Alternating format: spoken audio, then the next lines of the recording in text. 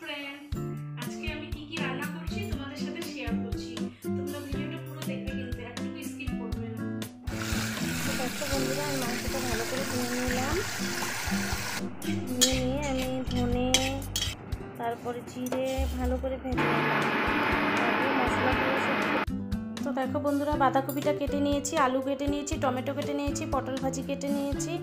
এদিকে মাংসটা আগের থেকে নুন হলুদ তেল দিয়ে ম্যারিনেট করে রেখেছি। তারপরে মাংসের পেঁয়াজ আলু কাঁচা লঙ্কা টমেটো কেটে নিয়েছি। তারপরে রসুন আদা বাটা করে নিয়েছি, জিরে বাটা করে নিয়েছি, ধনে বাটা করে নিয়েছি, শুকনো মরিচ বাটা করে নিয়েছি।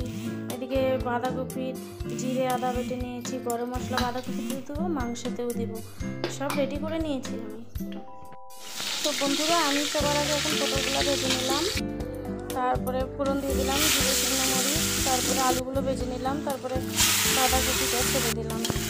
বাঁধাকপি টমেটো দিয়ে আমি এখন বাঁধাকপিটা নামিয়ে আলুটা আমি ভালো করে ভেজে নিচ্ছি। এখন মাংসের মধ্যে এক একটা পেঁয়াজ কাঁচা লঙ্কা চেরা, তারপরে দিয়ে দিব আদা রসুন পেস্ট করা, জিরে পেস্ট করা, তারপর দিচ্ছি ধনে পেস্ট করা, তারপরে দিয়ে দেব শুকনো মরিচ পেস্ট করা, দিয়ে আমি মাংসটাকে এখন ভালোভাবে মেখে নেব।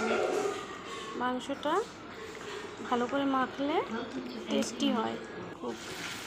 দেখো বন্ধুরা, মাংসটা আমার কষে এসেছে। এখন আমি অ্যাড করব গরম জল।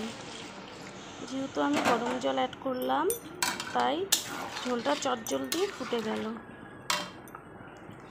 তো দেখো তো বন্ধুরা, রান্নাগুলো কেমন হয়েছে কমেন্টে অবশ্যই জানিও। তো বন্ধুরা, তোমরা ভালো থাকো সুস্থ থাকো, আর ভিডিওটা এতদূর দেখার জন্য ধন্যবাদ।